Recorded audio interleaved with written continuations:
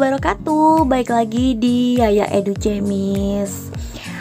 Setelah lama banget vakum dan gak pernah upload video selain video PPL ya, karena saat ini aku tuh lagi program PPG.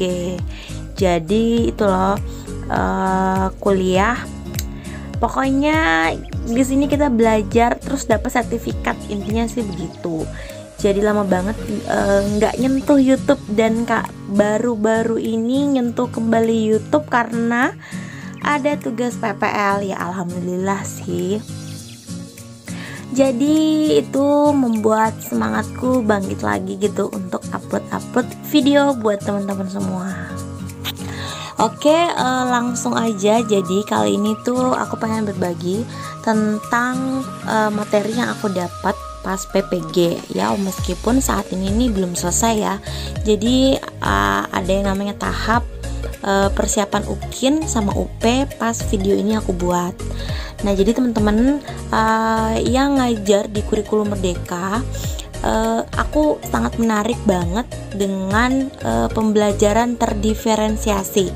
Nah, awalnya sebelum aku ikut kegiatan PPG ini, sumpah aku nggak ngerti banget gimana sih namanya pembelajaran terdiferensiasi.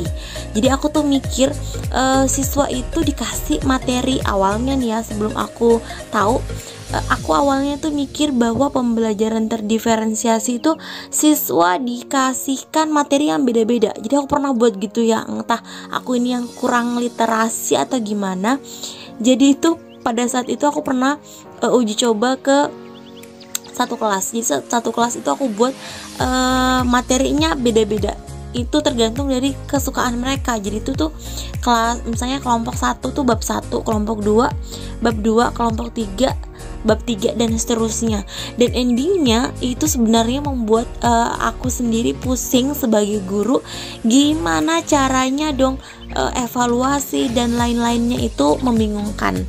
Nah, tapi alhamdulillahnya udah dapat pencerahan banget, dan kali ini aku bakal share ke teman-teman semua pembelajaran terdiferensiasi. Oke, aku bakal menjelaskan seperti apa sih pembelajaran terdiferensiasi itu. Definisinya apa sih pembelajaran terdiferensiasi itu? Tapi sekali lagi teman-teman, kita di sini sama-sama belajar.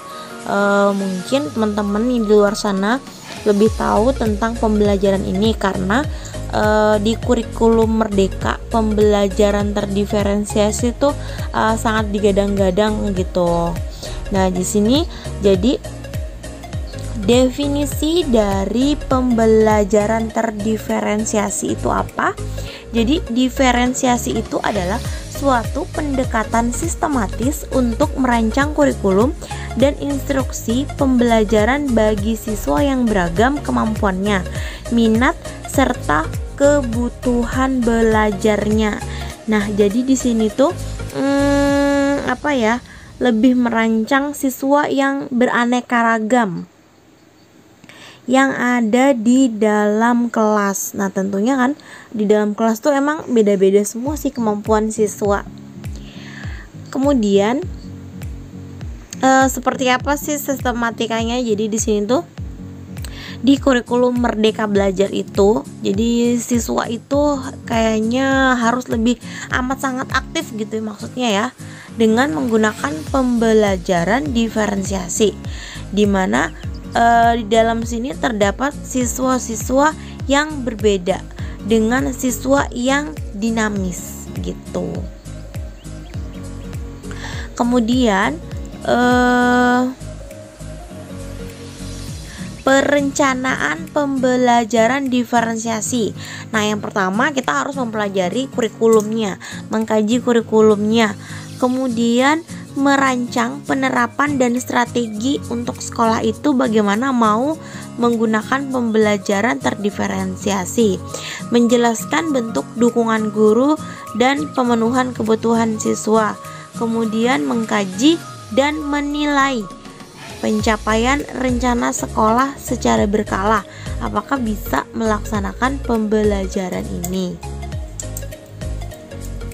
Kemudian elemen dan dalam pembelajaran ini banyak ya respon yang terdiferensiasi, adanya asesmen dan evaluasi, kemudian desain pembelajaran, materi pembelajaran, lingkungan pembelajaran, dan strategi pembelajaran. Jadi semua elemen itu harus ada ya di dalam pembelajaran terdiferensiasi itu.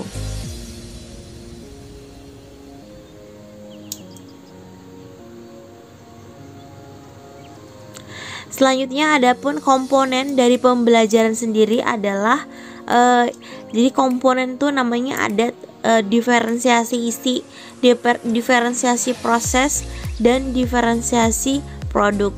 Dimana diferensiasi isi itu berisi tentang lingkungan belajarnya yang terdiferensiasi. Nanti deh aku bakal share modul atau RPP yang aku pakai dalam pembelajaran terdiferensiasi ini.